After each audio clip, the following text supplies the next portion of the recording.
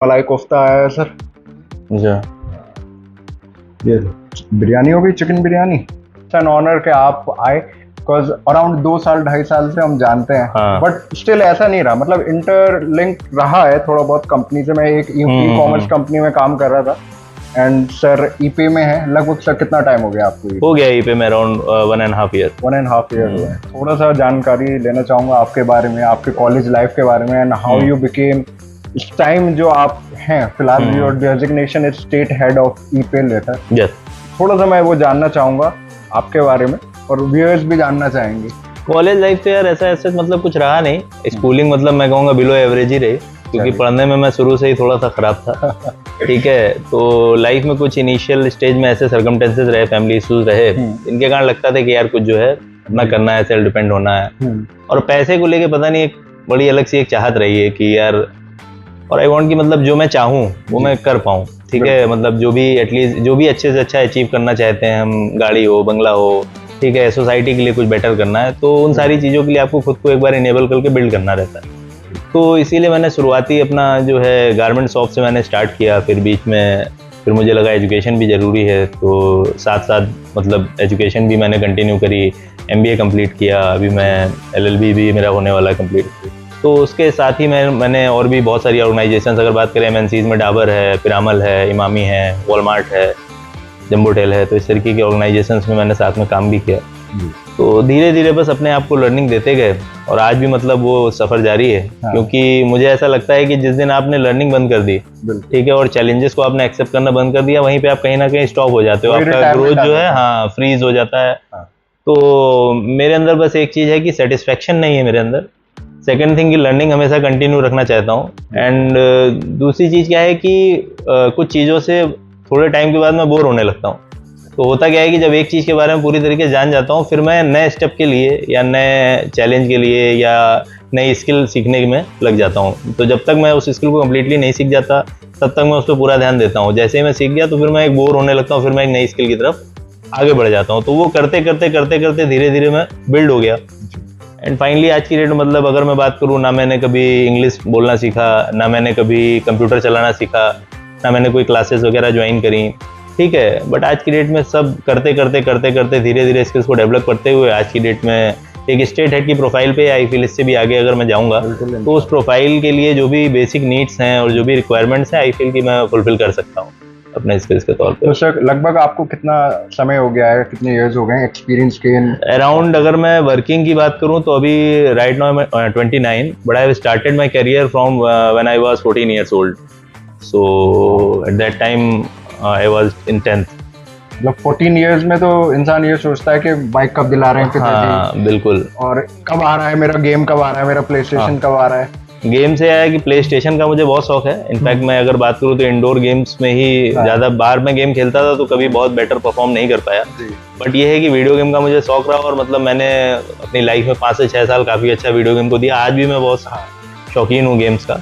तो PS2, PS3, Xbox, PSP मतलब जो भी हैं, और मिशन गेम्स मुझे ज़्यादा पसंद है, थोड़े से चैलेंजिंग गेम्स जो इसमें सर एक चीज़ रहती है, आप जैसे are you married sir?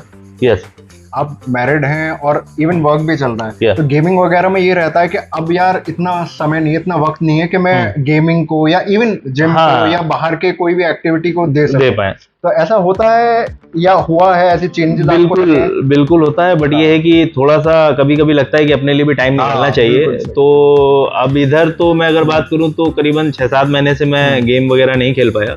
But वैसे मैं कोशिश करता था कि वीकेंड में अपना आधा 1 घंटा निकाल के, अच्छा मैं थोड़ा सा मॉर्निंग में जल्दी उठने वाला आदमी हूँ, 4 बजे उठ गया, तो अपना डेली रूटीन कंप्लीट करके फिर अगर थोड़ा सा टाइम मिला तो मैं कोशिश करता हूँ कि गेम खेल लूँ। तो वो कहीं ना कहीं एक पुरानी एनर्जी को ताज़ा करता है। ठीक है, पुरानी यादें ताज़ा होती है तो एक मतलब अपने में एक यंग सा फील आ जाता है। ठीक है, एक चाइल्डहुड अपना फील मैं कर पाता हूँ, तो इसलिए मतलब खेल लेता हूँ गेम वगैरह। और टाइम देखिए निकालना पड़ता है आपके रूटीन से। मतलब अगर आप सोचें कि सिर्फ वर्क के लिए ही आप पूरा डेडिकेशन दे रहे हैं, ठीक है, तो वो सारी चीज़ें ठीक हैं, बट एग्जैक्टली आप कर किस लिए रहे हो सब। तो अगर सिर्फ आप अपनी खुशी के लिए भी, मेरे हिसाब से कुछ स्टेप्स हैं, जिम जाना है रेगुलर रूटीन में, आप जो भी XYZ जो सिर्फ अपने लिए करना चाहो वो करना चाहिए। और मैं करता भी हूँ, ऐसा नहीं करता हूँ। बस ये है कि हाँ वीकेंड में ही टाइम मिल पाता है, और कभी कदार ये है कि डे में मिल गया तो मॉर्निंग में, इवनिंग में, तो ऐसा है। सही है सर। बट ये चीज तो है सर कि जैसे आपने बताया कि आप 14 के एज से आप वर्क करना स्टार्ट करें, नाउ यू 29, कोई इमेजिन भी नहीं कर सकता जो लेट 40s या 40s में आके स्टेट हेड बनते हैं। तो ये एक अपने में ही सर बहुत बड़ा अचीवमेंट है। बिल्कुल। तो ये इंस्पायर जो होते हैं, मुझे बहुत इंस्पिरेशन मिलती है आपसे। तो इस मुकाम पे आने के लिए सर क्या करना पड़ता? ऑल्दो देखिए आपके में वो ज़ील है, वो फायर है, बट यहाँ तक आने में सर क्या करना पड़ा? कैसे हमें ये है कि हम ऐसी पोजीशन पे आते हैं? बहुत से ऐसे होते हैं कि वो स्टक रह जाते हैं कि हाँ वो एग्जीक्यूटिव है, एक मैनेजरियल पोजीशन पे, वो भी इस एज पे आना, वो एक बहुत डिफिकल्ट हो जाता है सर। देखिए लाइफ में मैं अगर इसमें 2-4 बातें कहूंगा जो मैंने अपने खुद के करियर में ही फेस करी जी। When I was in Dabur, I think 2011 की मैं बात कर रहा हूँ, 2010 में जब मैं डाबर में था तो मतलब था कि मैं कुछ करूंगा, तो उस समय around I was drawn around 6500 per month fix. तो उस समय मतलब जब मैं सोचता था कि मैं अपने जैसे कलीग से, मैनेजर से डिस्कस करता था, सर मुझे ये सीखना है, ये थोड़ा सा बता दीजिए, सिस्टम कैसे चलाना है, तो मैं हमेशा बिजनेस के अलावा भी पर्सनल लेवल पे उनसे किसी तरीके से कोचिंग लेने की कोशिश करता था। तो उस समय मतलब लोग, होता क्या है ना, जब आप एक लेवल पे नहीं, एक लेवल से ऊपर नहीं उठते हो, तब तक, जब तक आप उस लेवल पे हो तब तक लोग आपको थोड़ा सा अंडर एस्टिमेट करते हैं, अरे यार क्या है बेकार का। तो मैंने भी वो चीजें फेस करी, मुझसे कहते थे कि यार क्या खास है तुम में, तुम मत सोचो, ये देखो ये हंसराज है, ये हैं, इस तरीके के लोग जो 40 ईयर्स के थे मेरे साथ उस समय कलीग। तो इस तरीके की चीजें आई, तो मुझे लगता था यार कि मतलब यहाँ पे नहीं रहना है इस तरीके से। तो अगर मैं बात करूं कि करियर ग्रोथ में 2 चीजें हैं, एक तो रिस्क आपको लेना पड़ेगा, ठीक है। आप ये सोचो कि आपको एक पोजीशन मिलती है, फिर उसकी जो रिस्पॉन्सिबिलिटीज हैं, ठीक है, आप उनको नहीं संभाल पाओगे, सिर्फ ये सोच के आपने रिस्क नहीं लिया, तो मेरे हिसाब से ये गलत है और आप अपने जिंदगी के साथ खिलवाड़ कर रहे हो, आप एक जगह पे बैठ के रह जाओगे, ठीक है। तो उन रिस्क को लिया मैंने, मे भी हो सकता है कि कभी कुछ फेलियर्स भी रही हो उस रिस्क में, बट कैरियर में फेलियर नहीं रही। अगर फेलियर रही तो मैंने उसको एक्सेप्ट किया, मैं अपने मैनेजर के पास गया, मैंने डिस्कस किया। तो मेरा ये मानना है कि अगर आपसे कोई गलती हुई, आप उसको एक्सेप्ट अगर कर ले रहे हो, ठीक है, तो वो आपके मैनेजर को भी अच्छा लगता है और आपको बेटर लर्निंग देके कोशिश करेगा कि आगे बढ़ा दे। तो मेरे पूरे कैरियर में मेरा एक रिस्क, चैलेंज लेना, न्यू जो मतलब स्किल्स हैं या न्यू एनवायरनमेंट है, जैसे अभी आप देख रहे हो रिसेंटली कितना चेंज हो गया, B2B कॉम, ये सब, तो न्यू एनवायरनमेंट को मैं जितनी जल्दी अडॉप्ट कर पाता हूँ, आई फील एक मतलब मेरी स्ट्रेंथ है ये। तो उन चीज़ों को करते गए और कुछ नया सीखने की चाह, मैं कभी भी रुका नहीं कि अगर मुझे ये आ गया। मैं सोचता कि मैं इमामी में एसी बन गया था या मैं वॉलमार्ट में असिस्टेंट मैनेजर था, ठीक ठाक पैसा मैं ड्रॉ कर रहा था, तो मैं चाहता तो उस जगह पे सस्टेन हो जाता। कई लोग रुक गए उसी जगह पे, बट मुझे लगा कि नहीं यार, अभी बहुत कुछ है आगे, क्योंकि रेस की बात करें तो आज की डेट में लोग CEO भी बने बैठे हैं, एशिया हेड है, सारी चीजें, तो अभी हम लोग तो कुछ नहीं, 1-2 स्टेट ही देख रहे हैं। तो ये सारी चीजों ने मतलब रुकने नहीं दिया और आज भी वो जर्नी मतलब जारी है। तो सर आप ये तो बात करते रहेंगे, बट खाना ना ठंडा हो जाए। बिल्कुल। आपका फेवरेट जो था, मैंने पूछा कि आपको क्या क्या पसंद है, तो ये चिकन राइस है, बिरयानी, और ये आपका मलाई कोफ्ता है सर, तो और ये चिकन आपका पॉपकॉर्न है, आपकी फेवरेट फैंटा और लच्छा पराठा है। तो आप कहाँ, किससे स्टार्ट करेंगे? मैं भाई स्टार्ट करूंगा फैंटा और पॉपकॉर्न से। हम भी इससे ही स्टार्ट करते हैं, लीजिए सर। Thank you. तो सर रिस्क का जैसे आपने बात करी, तो रिस्क क्या थे? मतलब ऑर्गेनाइजेशन जो आपने चेंज करी वो रिस्क रहे? हाँ, अगर मैं बात करूं तो डिफरेंट मैंने कैटेगरीज में वर्क किया, ठीक है। मैंने कमोडिटी में वर्क किया, मैंने सर्जिकल वर्क किया, मैंने फार्मास्यूटिकल OTC में वर्क किया, मैंने डिटर्जेंट ट्रेड में वर्क किया, मैंने कन्फेक्शनरी में वर्क किया। मैं उसके बाद डायरेक्टली एक न्यू फॉर्म अगर बात करें तो कमोडिटी इमामी में मैं आया, ऑयल ट्रेड में, ठीक है, वो डेली अप डाउन का मार्केट था। उसके बाद फिर मैं अगर बात करूँ तो B2B मार्केट में आ गया। डेली के टारगेट्स होते थे, नए चैलेंजेस रहते, डेली का चैलेंज है, ठीक है। वहाँ तो मतलब GT में तो आपको फिर भी 4-5 दिन का रिलीफ मिल जाता है, बट B2B में वो नहीं है, वो डेली आपकी एक नई क्लोजिंग है, डेली एक नया मंथ स्टार्ट होता है। तो उसके बाद फिर मैं, अब देखो तो बिल्कुल नया मॉडल है मेरा, फिनटेक में मैं आ गया। तो यही सारे चैलेंजेस हैं। एक ही ट्रेड में रह के लोगों के अंदर थोड़ा सा एक डर सा समा जाता है, ठीक है, कि यार GT से बाहर जाएंगे, यहाँ तो मेरे सब लोग मुझे जानते थे। और मतलब टचवुड मैं ये कहना चाहूंगा कि मैं आज की डेट में ईपीलेटर में हूँ, बट द रीजन इसकी ये बंदे के ऊपर डिपेंड करता है कि उसके जितने एक्स बॉसेस थे, एक्स कंपनीज थी, आपका वहाँ पे कनेक्ट कैसा है। आज भी मैं जिस कंपनी से स्टार्ट किया हूँ वहां से लेके आज तक, मतलब मेरा जो कनेक्ट है सभी के साथ आज भी वैसा ही है, ठीक है। तो अगर मैं कभी भी बैक जाना चाहूँ, वो GT जाना चाहूँ, B2B जाना चाहूँ, कमोडिटी, फार्मास्यूटिकल, कहीं पर भी जाना चाहूँ, तो मेरे लिए गेट ओपन है, ठीक है। तो ये सिर्फ थॉट का है, आप उस थॉट से एक बार बाहर निकलोगे तो सब लोग ऐसा फील कर सकते हैं। तो बेसिकली सबसे बड़ा जो रिस्क रहता है जीटी में जी, वो फंड का रहता है जी। डिस्ट्रीब्यूटर अपना पैसा जो है मार्केट में लगा रहा है, ठीक है, उसको पता नहीं कि स्टॉक को दे रहा है वो कैपेबल है कि नहीं है, क्या रिस्क आएगा उस पर, उसकी इतनी सेल है कि नहीं है। हम एक शॉप को देख के जीटी डिस्ट्रीब्यूटर दे देता है कि इसके यहाँ 1 करोड़ का माल लगा, दे दिया। अब वो 1 करोड़ का माल उधार में लगा है, उसकी सेल कितनी है, ये सारा जांचने के लिए कोई टूल नहीं था। तो ई-पे लेटर ने उसको थोड़ा सा आसान कर दिया, ठीक है। अब उस टूल की बदौलत क्या है कि एक जीटी डिस्ट्रीब्यूटर भी जान सकता है कि हमारा सामने वाला जो दुकानदार है जिसको हम उधार देने जा रहे हैं वहाँ पे कितनी उसको हम उधारी दे सकते हैं, ठीक है, तो कितनी उसकी एलिजिबिलिटी है, ठीक है, ये चीज़ें हम जांच के फिर उसको देते हैं। दूसरा उसका पैसा सिक्योर है, ऑटो डेबिट का प्रोसेस है। एक लड़का जाता है वहाँ पे, मैन पावर की कॉस्ट आती है, बिल लगते हैं, डिलीवरी जाता है, डिलीवरी वापस आ रहा है, कैश आ रहा है, कैश हैंडलिंग चार्जेस लग रहे हैं, तो मल्टीपल चार्जेस इस तरीके के भी लगते हैं, वहाँ पे भी डिस्ट्रीब्यूटर को लॉस होता है। तो उन सारी चीज़ों को कवर करने के लिए इस तरीके के प्लेटफॉर्म्स आए और जीटी में अच्छा परफॉर्म कर रहा है। नहीं बिल्कुल सर, क्योंकि जब मैं ई कॉमर्स कंपनी शॉप कराना में था तो ई पे से काफ़ी टाइम से जुड़े हुए थे, ऑल्दो उनके कॉम्पिटिटर्स भी थे, कंपनी के अपना भी था एक मॉड्यूल उन्होंने लास्ट में स्टार्ट करा था, बहुत बढ़िया चल रहा था ई पे एंड चेकबुक भी था उस टाइम। बहुत बढ़िया रहा एक्सपीरियंस इसमें।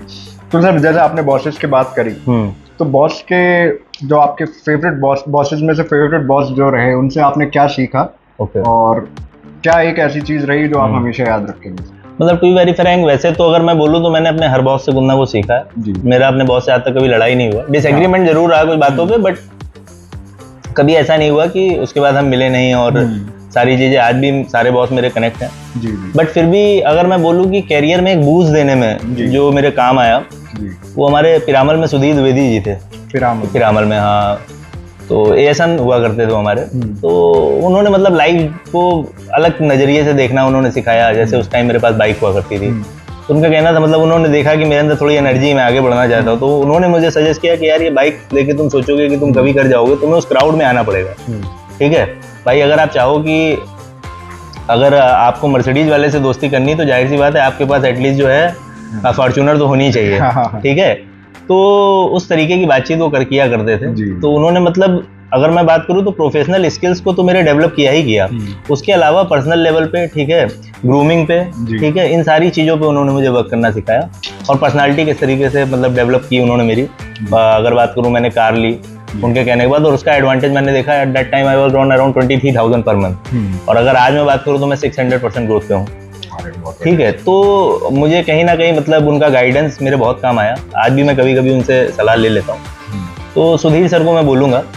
उसके अलावा कुछ मैनेजर्स और भी रहे, जैसे अगर मैं बात करूँ डाबर में हमारे एक एसपी सिंह थे, तो एक रिच डैड पुअर डैड की आपने स्टोरी सुनी होगी, ठीक है। तो रिच डैड वाला जो किरदार था वो हमारे एसपी सिंह ने निभाया हमारे साथ, ठीक है। उस समय मैं बड़ा मतलब रिजिड हो जाता था, खिसिया जाता था कि अरे यार बताओ। तो एक्चुअली बहुत यंग था उस समय, 17 ईयर्स का था मात्र, तो उस समय बड़ा बुरा लगता था। बट थोड़ा सा टाइम गया तब जब समझ में आया कि नहीं यार वो करेक्ट थे, ठीक है। और अगर लास्ट बोलूँ तो अभी एक वॉलमार्ट में हमारे मैनेजर हुआ करते शशांक सर, तो उनसे मैंने टीम हैंडलिंग सीखा, अच्छे से प्रेशर को किस तरीके से डाइल्यूट किया जा सकता है, ये सारी चीज़ें मैंने सीखी। तो सर आपका जो मेनली वर्किंग रहा कहाँ रहा, किस जगह रहा, किस सिटीज में रहा, मेनली आप कहाँ से हैं सर? मैं वैसे तो कानपुर से हूँ, बाइबर, हाँ। और अगर वर्किंग की मैं बात करूँ तो जब मैं सतमोला में था तो वहाँ पे रेडी स्टॉक मार्केट होती थी, टूरिंग होता था कानपुर में। हाँ नहीं, तो मैंने सतमोला में अराउंड अगर बात करूँ तो मैंने 40% 50% पार्ट यूपी का ट्रैवल किया है। अगर मैं ईस्ट में बात करूँ तो मैंने कप्तानगंज, खड्डा, गोरखपुर, देवरिया, बस्ती, इधर का पूरा एरिया, इधर इलाहाबाद, बनारस, लखनऊ, और इधर आपका दादरी है, बुलंदशहर है, और ये काली नदी, काली घाटी, कई सारा एरिया है, मेरठ, तो ये सारा एरिया मेरा किया हुआ है। उसके बाद मैं अगर बात करूँ सबसे ज़्यादा जो मेरा कोर एक्सपीरियंस है वो मेरा सेंट्रल यूपी में है। अच्छा, हाँ। और अभी करंटली तो मेरे पास मान लीजिए कि यूपी, वेस्ट बंगाल, बिहार, उत्तराखंड, 4 स्टेट्स में हैंडल कर रहा हूँ। तो जैसे आप बता रहे हैं कि 4 स्टेट्स हैं, हाँ, और ट्रैवलिंग होती है, तो सर फैमिली और वर्क लाइफ बैलेंस आपका मेंटेन रहता है सर? फैमिली और वर्क लाइफ बैलेंस, अब मैं अगर सच बोलूं तो ऐसा है कि कभी कभी रहता है, हाँ, कभी कभी नहीं रहता, बट फिर भी मुझे एक लगता है, मतलब ये मैं सभी को सजेस्ट भी करना चाहूँगा कि अगर बहुत ज़्यादा आप ड्यूरिंग अपने प्रोफेशन, देखिए हर आदमी का एक पैसा कमाने का एक टेन्योर होता है, आप हायर साइड जब तक आप आपके अंदर एनर्जी है, ठीक है, आप जब तक नए स्किल्स को सीख सकते हैं, न्यू थिंग्स को अडॉप्ट कर सकते हैं, उस एनर्जी के साथ आप वर्किंग कर सकते हैं। ये एज हायर साइड 45 ईयर्स है, ठीक है। तो अब आपको ये देखना है कि उस 45 ईयर्स में या तो आप मेहनत करके चीज़ें बिल्ड करके आप फाइनेंशियल फ्रीडम पे आ जाओ और फैमिली को एक अच्छी लाइफ दे पाओ, बिल्कुल, और या तो आपको ये करना है कि आपको ज़्यादा फैमिली लाइफ को बैलेंस करना है, ठीक है, और उसके बाद जो है आपको काम पे ध्यान देना है। तो वो टेन्योर आपका थोड़ा सा लंबा हो जाएगा, वो 45 से हो सकता है 60 चला जाए। अच्छा, भाभी कंप्लेंट करती हैं कि अरे यार तुम ज़्यादातर तो बाहर ही रहते हो? नहीं, कंप्लेन करती हैं कभी कभार, बट मोस्टली होता क्या है कि मेरा ट्रैवलिंग 10 to 12 डेज का ही रहता है मंथ में, बाकी हाँ वर्क फ्रॉम होम रहता है। तो बट ये है कि ये तो जो नहीं भी जा रहे हैं ना, उनकी कंप्लेन होती है। बट वही है सर, आप मिस करते हैं? बिल्कुल बिल्कुल, फैमिली को तो डेफिनेटली मिस करेंगे ही, और कुछ सर्कमस्टेंसेस लाइफ के ऐसे रहे भी शुरू से ही कि फैमिली से, जॉब में 14 से आ गए हम लोग, तो फैमिली से ऑलरेडी मतलब काफी डिस्टेंस मेंटेन रहा, तो अभी उन चीजों का थोड़ा सा फील आता है मन में।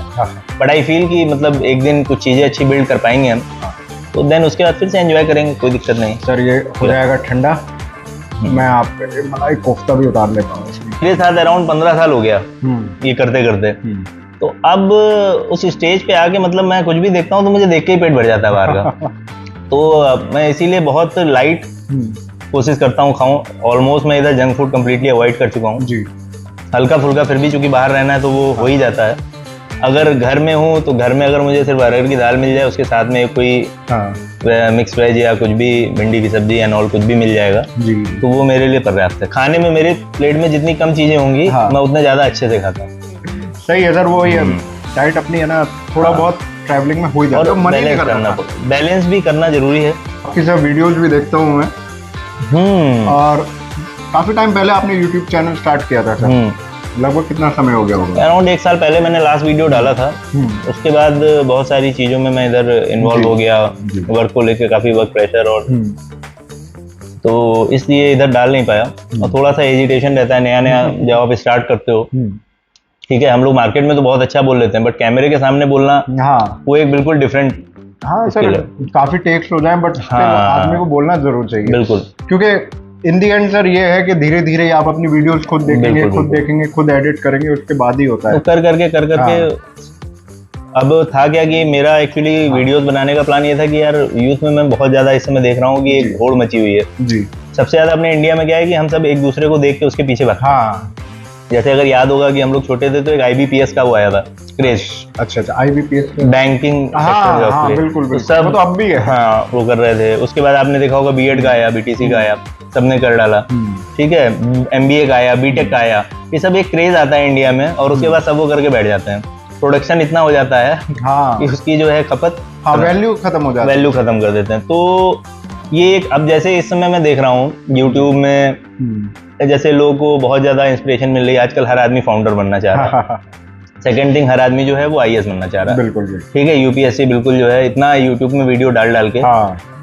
तो मेरा कंसर्न क्या है कि मैं किसी चीज को गलत नहीं कह रहा कि आप फाउंडर मत बनो, आप IAS की तैयारी मत करो, IPS मत बनो, या गवर्नमेंट जॉब की तैयारी मत करो, बट मेरे हिसाब से मुझे लगता है कि बहुत लंबा टेन्योर, आप अपनी लाइफ का एक बहुत प्रीसियस टाइम जिसको आप किसी और जगह पे करके आप प्रोडक्टिव कर सकते थे, आप अपना वो प्रीसियस टाइम जो है एक गवर्नमेंट जॉब की तैयारी के लिए दे देते हो। और लोगों का ये माइंडसेट है कि गवर्नमेंट जॉब की तैयारी करके हमको जब जॉब मिलेगी तो हमारी सारी चीजें सेटल हो जाएंगी। ये वो ठीक है, साइड रखना। हाँ, तो मेरा मेन वो चैनल बनाने का उद्देश्य यही था कि लोगों को समझ में आए कि अगर आपको लग रहा है कि आप गवर्नमेंट जॉब करना चाह रहे हो तो मेरे हिसाब से ठीक है, आपको देखिए हर आदमी को अपना सपना पूरा करने के लिए कोशिश करनी चाहिए। मेरे हिसाब से 2 साल 3 साल आप दो उस पर्टिकुलर टास्क के लिए। जब आपको लग रहा है कि नहीं हो पा रहा तो फिर मेरे हिसाब से बाहर आ जाना चाहिए, और बहुत सारे रास्ते खुले हुए हैं। बिल्कुल बिल्कुल, आपको सिर्फ जो है थोड़ा सा डिफरेंट माइंडसेट के हिसाब से सोचने की जरूरत है। सोसाइटी का प्रेशर रहता है, लोग सोचते हैं कि शादी हो जाएगी तो एक अलग रिस्पेक्ट मिल जाएगी गवर्नमेंट जॉब पे, बट मैं ये सिर्फ एक मतलब मेरे हिसाब से नॉर्थ इंडिया में ही ज्यादा है। मैं बहुत ज्यादा बड़ा मतलब इंडिया में हर स्टेट में तो नहीं गया जी, बट आई फील कि बैंगलोर में ऐसा कल्चर नहीं है ज्यादा, ठीक है, जहाँ पे भी मतलब जो मेट्रो सिटीज हैं, ठीक है, वहाँ पे इतना ज्यादा कल्चर नहीं है गवर्नमेंट जॉब्स और इन सारी चीजों का, क्योंकि उनको पता है कि छोटा सा काम करके भी वो उतना अर्न कर सकते हैं, ठीक है। तो अच्छी बात है, आप देश सेवा के लिए जाना चाहते हो, आप कुछ सोसाइटी के लिए चेंज करना चाहते हो, आप डेफिनेटली तैयारी करो, बट ये भी देखो कि लाइफ देखिए एक बार मिली है, और उस प्रीसियस टाइम को सिर्फ एक टास्क के लिए नहीं खराब करना। तो आपने वीडियो में ये बताया था कि जैसे लोग सरकारी नौकरी के पीछे भाग रहे हैं, एक का तो इंटेंशन ये होता है कि मुझे करना ही है, कुछ बदलाव लाना है। बहुतों का ये होता है कि मैं अपने सेफ साइड रहना चाहता हूँ, क्योंकि ये प्राइवेट जॉब जो है ना, इनका कुछ पता नहीं कब निकाल देंगे, कब क्या कर देंगे, कब क्या हो जाएगा। तो उसके लिए मैं सबसे बड़ा एग्जांपल हूँ, मतलब 15 ईयर से मैं हूँ प्राइवेट सेक्टर में। बिल्कुल बिल्कुल, ठीक है, रेगुलर ग्रो ही कर रहे हैं। ठीक है, फाइनेंशियल अगर बात करें तो ऑलमोस्ट एक IPS के आसपास सैलरी होगा। बिल्कुल, तो कोई भी कर सकता है, कोई भी कर सकता है। बिल्कुल ठीक है, अगर मैं कर सकता हूँ बिल्कुल बिलो एवरेज एजुकेशन के साथ। अगर मैं बोलूँ तो मैं 8th 9th क्लास के बाद स्कूल भी मतलब डांट के भेजा गया हूँ, पेपर भी मैंने कैसे दिए हैं। ठीक है, तो अगर मेरे जैसा बंदा कर सकता है तो कोई भी कर सकता है, कोई भी कर सकता है। ठीक है, कोई ऐसा नहीं कि बहुत हम लोअर मिडिल क्लास फैमिली से हम लोग आते हैं। तो वही चीज़ था, तो इसी को लेके ही मेरे को थोड़ा सा माइंडसेट चेंज करना था, और मैंने सोचा था कि मैं उन वीडियोस के थ्रू लोगों को इंटरव्यू देना, ठीक है, बेसिक ग्रूमिंग, ठीक है, बेसिक चीज़ें, मतलब जिनसे एटलीस्ट मैं एक बंदे को प्रिपेयर कर पाऊँ कि वो सारी चीज़ों को भूल के इंटरव्यू देने जाए और 15 से 20 हजार रुपए की नौकरी वो किसी भी तरीके से पाले। मतलब एज अ प्रेशर अपना इतना कर ले, और वो बहुत आसान है। तुम तो देखते हो अपने आप, ठीक है, अगर क्या है बताओ, 15-20 हजार रुपए लड़के जो हम लोगों के कमा रहे हैं, ठीक है, कोई उनको स्किल की जरूरत है? कोई स्किल की जरूरत नहीं, सिर्फ कम्युनिकेशन होना चाहिए जी, मार्केट में कस्टमर को समझना आना चाहिए। बिल्कुल। और वो आप सोचो कि आपको घर में बैठ के समझ में आ जाएगा, तो नहीं आएगा, उसके लिए आपको मार्केट में जाना पड़ेगा।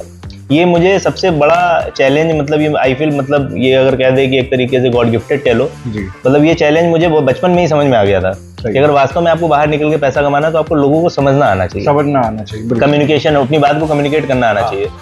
तो इसीलिए मैंने इनिशियली, जैसे मैंने बताया, मैंने गारमेंट शॉप में काम किया। तो गारमेंट शॉप में काम कर रहा था, तो किड्स है, वुमेन्स है, मेंस है, गर्ल्स हैं, हर तरीके का कस्टमर आता था और हर तरीके की बाइंग कैपेसिटी के साथ आता था। तो उसको बस विंडो शॉपिंग करने भी आता था। तो मेरे हिसाब से अगर किसी को कम्युनिकेशन स्ट्रॉन्ग करना है, तो उसको काउंटर सेल्स में जाना चाहिए।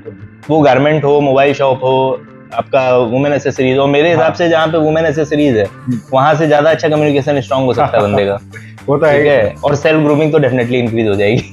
वो तो है। मेनली जो आजकल यूथ जो है, वो यही सोच रहा है कि मुझे ज्यादा मेहनत ना करना पड़े, ज्यादा स्ट्रगल ना करना पड़े, फटाफट आता है। ऑल्दो देखिए, एंटरटेनमेंट इंडस्ट्री है, यूट्यूब है, इंस्टाग्राम है, तो कहीं ना कहीं लोगों को भी अनफेयर सा लगता है कि भाई ये अपना एक छोटा सा कंटेंट बनाया, या 10 सेकंड की, 20 सेकंड की नाचते हुए रील बना और मिलियंस में फॉलोअर्स हैं और पैसे भी आ रहे हैं, स्पॉन्सरशिप भी मिल रही है। वो एक थोड़ा सा पार्ट ये होता है कि हाँ, ये थोड़ा अनफेयर हो गया है। On the other side sir, कहीं ना कहीं ये है कि कुछ लोग स्किलफुल लेबर हैं, नॉन स्किलफुल लेबर हैं, कंस्ट्रक्टर वर्कर हैं, बहुत सारे प्लम्बर्स हैं, ये सब है। इनके लिए सर कुछ कितना स्ट्रगल है सर? बिल्कुल कितना स्ट्रगल है। अब आप यही सोचो कि कैसे माइंडसेट के लोग हैं इंडिया में, कि आज की डेट में मैं देखता हूँ, एक वीडियो आ रहा है, एक लड़का वो बाजार में नाचने लगता, गाने लगता, मिलियंस में फॉलोअर्स है, कोई मतलब ऐसी इस तरीके की बातचीत नहीं है जो किसी की लाइफ में चेंज कर रही हो जी, ठीक है। तो खाली बैठे हैं तो हंसना है, अब हंसने के लिए कुछ भी देखना, नाच गाना देख लेना, ये सब देख लेना, तो यही हो रहा है, ठीक है। और उसके अलावा मेरे हिसाब से अगर ऑलरेडी यूट्यूब में बहुत सारे ऐसे लोग हैं जो स्किल्स को डेवलप कर रहे हैं, जी जी, फ्री में क्लासेस है, ठीक है, लोग अगर करना चाहें तो बिल्कुल कर सकते हैं, ठीक है। बट बेसिकली कुछ लोग मेहनत इसलिए कर रहे हैं कि मेरा जो है एक बार जॉब मिल जाए, उसके बाद मुझे सुकून हो जाए, ठीक है। और कुछ लोग मेहनत इसलिए ही नहीं कर रहे कि ठीक है मैं अभी सुकून में हूँ, बाकी बात तो बाद में देख लेंगे। बस इन्हीं दोनों फाइट और जद्दोजहद में लोगों ने कुछ भी करना बंद ही कर दिया। तो एक चीज सर इसमें यह है कि बहुत सारे मोटिवेशनल स्पीकर्स भी होते हैं, तो आप मोटिवेशन पे बिलीव करते हैं कि मोटिवेशन है, या आपको लगता है कि नहीं, आपका खुद का स्ट्रगल है, आपका हार्ड वर्क है, ये मोटिवेशन से कुछ नहीं होगा? आप क्या समझते हैं? मोटिवेशन का अगर मैं अपनी लाइफ में पार्ट बताऊं, आई फील सभी की लाइफ में ऐसा होगा। बिल्कुल, ऐसा कोई दिन नहीं होता जिसमें आपका मोटिवेशन ना हो। अगर आज की डेट में मैं अगर बोलूं कि ये बोतल रखी है, ठीक है, और मैं अगर इसको उठाने जा रहा हूँ, मैं सोचूं कि गिर जाएगा, ठीक है, ऐसी कोई भी चीज जो आपके डर को दूर कर दे, वो मोटिवेशन, ठीक है। मेरा डर दूर है कि मुझे पता है मैं बोतल को ऐसे उठा लूं, तो मोटिवेशन आपकी लाइफ में हर सेकंड आपके साथ है, ठीक है। आप एक पैर उठा के चलते हो, उसमें भी मोटिवेशन ही लगता है, वो चीज जो डर को दूर कर दे। तो मेरे हिसाब से मोटिवेशन की बहुत नीड है, ठीक है। हम भगवान के पास भी जब जाते हैं, अपने मन को शांत करते हैं, एक एनर्जी क्रिएट होती है, हमें लगता है कि हमारे साथ कोई है पीछे, ठीक है। आपके फादर आपके साथ रहते हैं, फादर आपकी पीठ पे हाथ रख देते हैं, आपको एक बड़ा मोटिवेशन लगता है कि ठीक है। तो मेरे हिसाब से मोटिवेशन बिल्कुल है, एग्जिस्ट करता है, और ये डेफिनेटली वर्क भी करता है। ठीक है, बट आपको उसको समझने की जरूरत है। बिल्कुल। और सही डायरेक्शन में लेके अगर आपने समझ लिया तो गारंटी है कि आप लाइफ चेंजिंग कुछ ना कुछ कर जाओ। कहीं ना कहीं सर ऐसा होता है कि इवन एजुकेशन सिस्टम में भी लोग ये सोचते हैं कि मार्क्स आ जाए, और स्पेशली अब जो ये कोविड टाइम के जो पास आउट हैं बच्चे, उनके साथ बहुत दिक्कत आ रही है। जो 10th के बाद 11th में आए, बहुत लोग 11th में दिक्कत आई, 11th के बाद जो 12th में आए उसमें भी बहुत दिक्कत आई है बच्चों को। जब तक एजुकेशन सिस्टम नौकरी पाने के लिए होगा ना, जब तक एजुकेशन सिस्टम उस तरीके का है तब तक ये कभी नहीं चेंज हो सकता। तब तक आप ना तो आप अच्छा पॉलिटिशियन चुन सकते हो, ठीक है, ना आप अपने कैरियर को लेके अच्छी चीजें चूज कर पाओगे, ठीक है। तो फाइनली जहाँ पे है वहीं पे रहेंगे, कुछ गिने चुने लोग आगे बढ़ जाते हैं, या कुछ अच्छे लोगों का साथ मिल गया तो आगे बढ़ गए, ठीक है। सर जैसे ये आपने कहा कि ये जो सफर रहा है इसमें भी कोई आपके बेस्ट फ्रेंड रहे या पुराने बेस्ट फ्रेंड अभी भी साथ रहे? फ्रेंड्स की अगर बात करूं तो फ्रेंड्स सब साथ हैं जी, बट आज तक मुझे कोई एक ऐसा फ्रेंड नहीं मिल पाया जिसको मैं लॉन्ग टर्म तक अपना फ्रेंड, एक नहीं होता एक बेस्ट फ्रेंड की यार। अब उसमें बहुत सारे रीजंस भी हैं। रीजन क्या है कि मैं अगर बात करूं कि मेरा एक तो करियर का जिस हिसाब से रहा चीजें, तो लोग थोड़ा सा जो प्रोफेशनल फ्रेंड्स थे वो कहीं ना कहीं पीछे छूटते गए, ठीक है। लोगों को लगता है हाँ, तो होता क्या कि जैसे जैसे आपका क्राउड चेंज होता जाता है ना, तो जो फ्रेंड आपके ऐसे हैं जिनको आपकी ग्रोथ से कोई चैलेंज नहीं है जी, वो तो आपके साथ रहेंगे, और जिनको लगता है कि यार आप उनके क्राउड से बाहर जा रहे हो तो वो खुद कटने लगते हैं। हाँ, ये आपके फ्रेंड्स के साथ भी होता है, आपके फैमिली के साथ भी होता है। सर अब गिने चुने एक दोस्त है मेरा, बस। आपके कितने दोस्त है इस टाइम? अब मेरे पुराने फ्रेंड है, स्कूल टाइम फ्रेंड्स में बात करूँ तो मेरे अभी करंट में 5 से 7 फ्रेंड्स हैं जिनके साथ में रेगुलर कनेक्ट। बढ़िया सर। कानपुर से ही हैं? कानपुर से।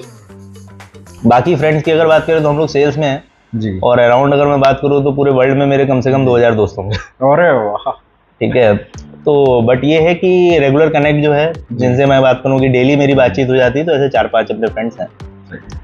बट हाँ, बहुत लंबी मेरी फ्रेंडशिप रहती नहीं है। वही है सर, देखिए जब से कॉर्पोरेट में आ जाते हैं सबसे बेस्ट फ्रेंड आपके फैमिली मेंबर्स ही रहते हैं।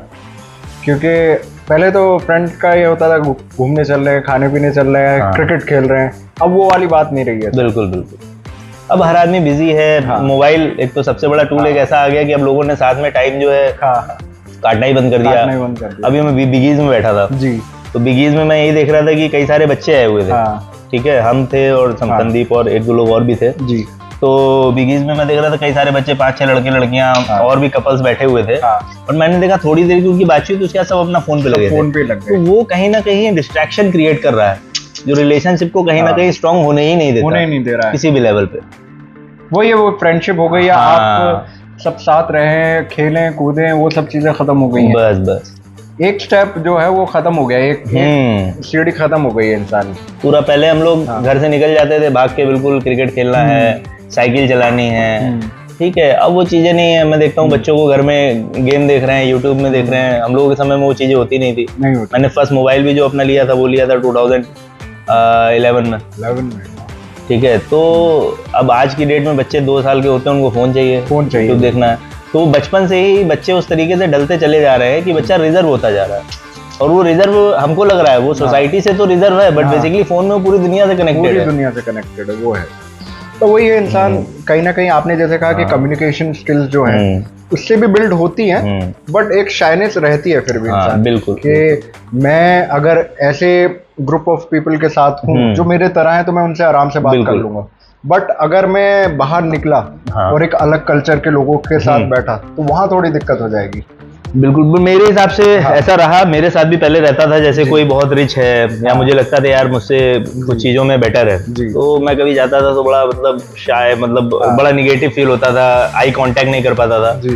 फिर धीरे धीरे मैंने सोचा कि यार अगर किसी व्यक्ति के तक, अगर मान लो कोई अंबानी है, ठीक है, या मान लो कोई आपसे रिच है, किसी भी चीज में बेस्ट है, आप तभी बेस्ट बन सकते हो जब आप उससे कुछ ले पाओ, ठीक है। उससे आप, उसकी पर्सनालिटी किस तरीके की है, उसके पास क्या एजुकेशन है, आपसे बेटर वो क्या कर रहा है, वो आपको लेने के लिए उससे कम्युनिकेशन, उससे कांटेक्ट करना ही पड़ेगा, ठीक है। वो डर जिस दिन से मैंने निकाल दिया, तो आज की डेट में मेरे सामने मैं अगर बात करूँ तो अभी मैं अपनी लाइफ में अगर बोलूँ तो मैं कम से कम 40 to 50 फाउंडर से मैं डायरेक्टली मीट कर चुका। तो जब मैंने मीटिंग करी तो धीरे धीरे एक तो वो कॉन्फिडेंस भी आ गया।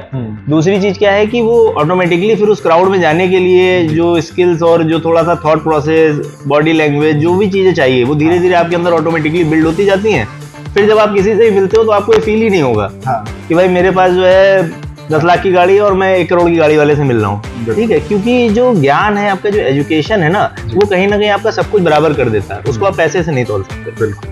तो वही चीज है, आप अपने आप को एजुकेटेड करिए, आप अपने अंदर कुछ बेटर स्किल्स लाइए। हो सकता है कि सामने जो बंदा बैठा है जिसके पास हो सकता है आपसे 10 गुना ज्यादा पैसा हो जी, या आपसे 10 गुना ज्यादा वो स्मार्ट हो, ठीक है, बट कोई एक ऐसी चीज उसके अंदर जरूर होगी जो आपके अंदर है। बस आपको वो चीज फाइंड आउट करनी है और सामने वाले को प्रेजेंट करना है कि यार मुझसे तुम ये सीख सकते हो। उस दिन जिस दिन वो ये बात समझ गया कि मैं सामने वाले बंदे से सीख, आप देखिएगा आई कांटेक्ट भी हो जाएगा, कोई शर्म, कोई शाइन, कुछ भी नहीं रहेगा और इजीली आप कनेक्ट कर पाओगे। तो ये मैं सभी से कहना चाहूंगा जी कि कभी भी आप डरिए मत कि कोई बड़ा है, अच्छा है, कुछ है। बस आपको ये फाइंड आउट करना है कि आप उसको क्या बेस्ट दे सकते हो। जब आप अपने मन में ये सोच के जाओगे ना कि यार ये मैं बेस्ट उसको देने जाने वाला हूँ, उस दिन आप देखिएगा कॉन्फिडेंस अपने आप रहेगा। अब सर आपने फ्यूचर प्लान्स का भी बताया कि कुछ फ्यूचर प्लान्स भी हैं, तो अभी फिलहाल आपने कुछ ऐसा प्लान कुछ सोचा है कि आगे के लिए कि हाँ आगे मैं जाके ये मेरा एक सपना है या ये एक ऐसा एक बिजनेस मॉडल है जो मैं जिस पे वर्क करना चाहता हूँ? बिजनेस एक्चुअली मतलब जिस स्टेट से हूँ, स्टेट को ही लेके प्लानिंग में है, बट अभी उस सिचुएशन पे हम नहीं है कि हम डेडिकेटली बिजनेस के साथ जुड़ सकें जी। बट ये है कि कुछ अच्छे लोगों का साथ मिला एंड करेंटली अगर मैं बात करूँ तो 2 से 3 न्यू फाउंडर्स हैं जी। मतलब I am giving direction right now to them.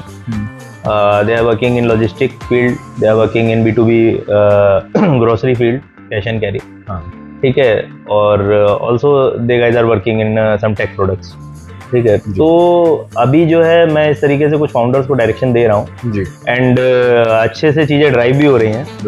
तो one day things will come in that position when I feel कि I got a good amount from them, so at that day I will plan to switch and separate to a business model। business model हाँ बिल्कुल business पे ही आ जाऊंगा। आपको sir क्या लगा, मतलब जैसे आप वर्क कर रहे हैं? बट आई फील अभी ये करीबन लेगा 2 से 3 साल लेगा, ठीक है। तो फाइनली देखो करना बिजनेस ही है, क्योंकि जॉब करके आप यूथ के लिए, सोसाइटी के लिए कुछ चेंज नहीं कर सकते।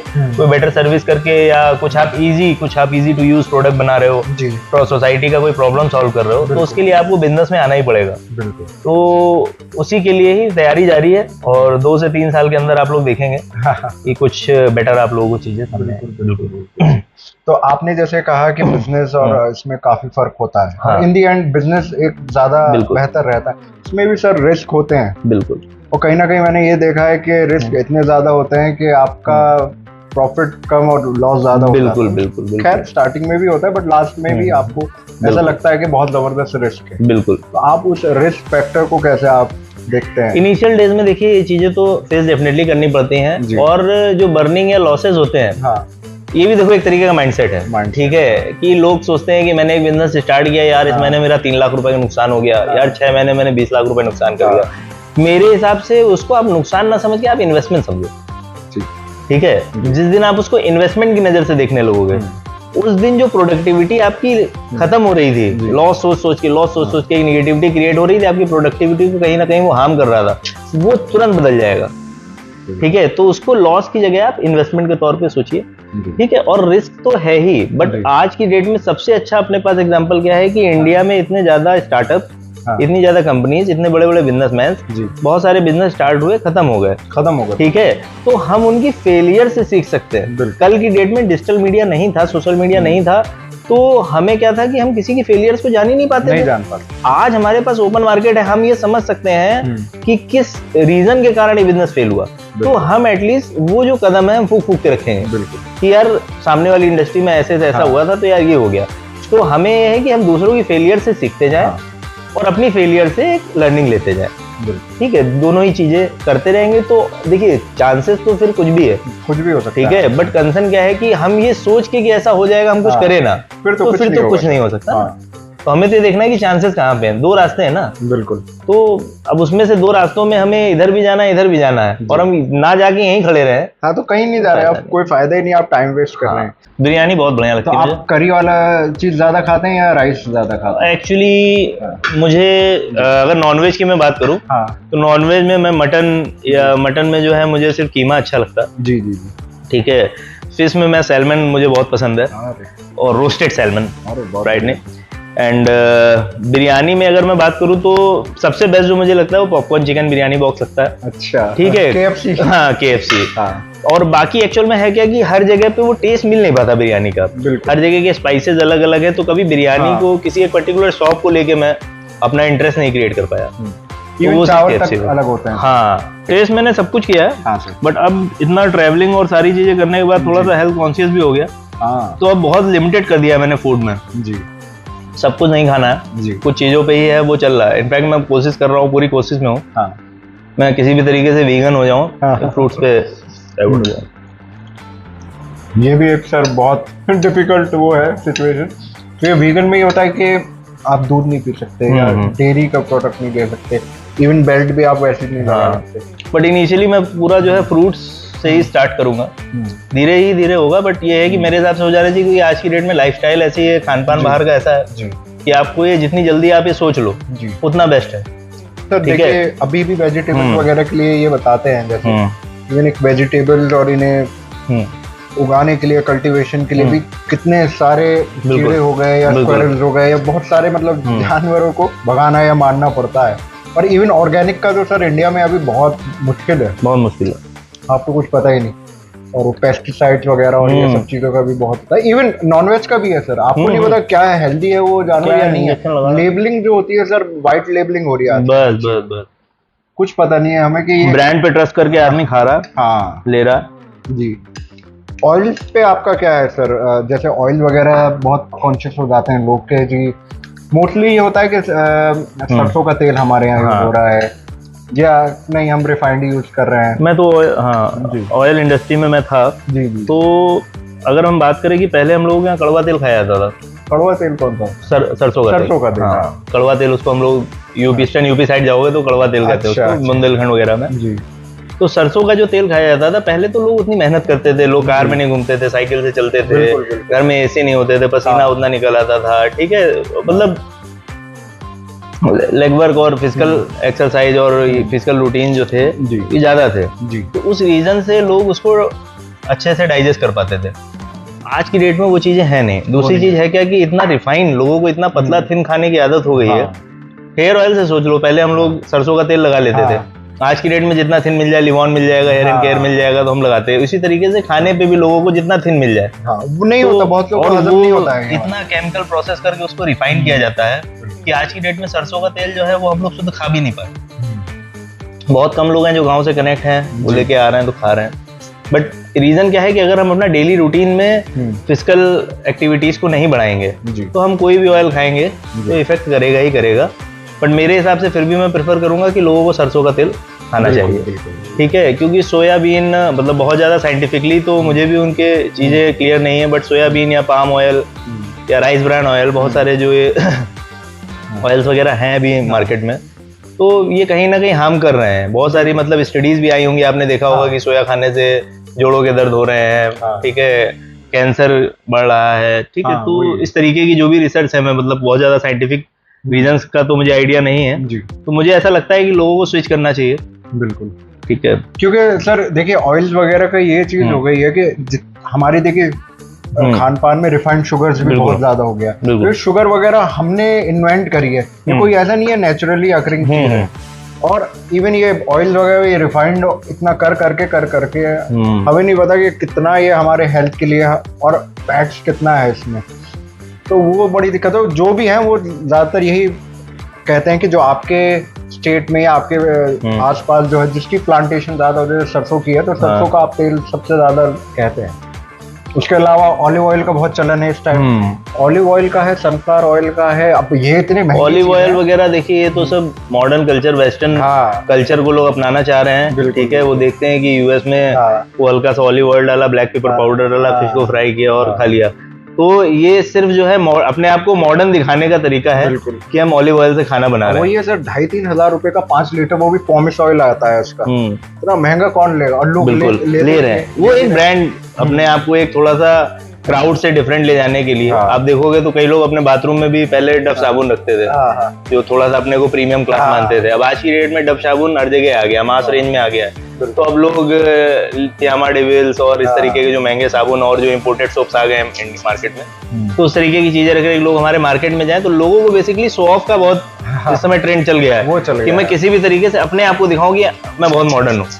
तो इसीलिए वो आपके खान पान, आपके कपड़े, ठीक है, आपका डेली रूटीन्स में जो आप चीजें यूज कर रहे हो, आपकी कार, आपकी हर चीज में जो है एक मिलावट के तौर पे शामिल हो चुका है, और लोग कर रहे हैं उसको शामिल। अब जैसे सर पैसों की बात हुई थी, पैसों में भी मैं एक चीज, जैसे आप भी ईपी लेटर में है, ये भी पैसे कुछ टाइम पीरियड के लिए लैंड करता है। आजकल इतना ज्यादा जो पैसा है, बिल्कुल, वो through EMI, through loans, through whom loans, through car loans, ये सब हुआ है। और बहुत से लोग ऐसे हैं कि मतलब आपका जो है कैपेबिलिटी नहीं है, आप फिर भी ले लेते हैं कि भाई मुझे आईफोन लेना है, मुझे शो ऑफ करना है, मुझे गाड़ी लेनी है, मुझे घर ऐसा लेना है, मुझे ये लेना है। तो सर उसके लिए आपका मतलब, उसके बारे में आपका क्या मानना है कि ये EMI पे लेना और ये सब करना, और कुछ लोग नहीं कर पाते, या खुद का ये होता है एक क्रेडिट कार्ड से दूसरे क्रेडिट कार्ड पेमेंट करी, उससे वो कर रहे हैं, ये कर रहे हैं, फंसते चले। आपका क्या मानना है कि आप इस टाइम नहीं कह सकते कि हाँ ये इंसान ने वर्क किया, या ये एक बहुत अमीर घराने से है तो ये है, आपको कुछ नहीं पता इंसान का कि ठीक है कि हम देख के ले रहे हैं कि वो आईफोन ले रहा है, आप जज नहीं कर सकते कि हाँ भाई ये पैसे वाला है या नहीं है। बिल्कुल, कोई भी आपको टोपी पहना सकता है कि हाँ देखो मेरे पे आईफोन है, मेरे पे ये है, मैंने शो ऑफ में ये कर लिया।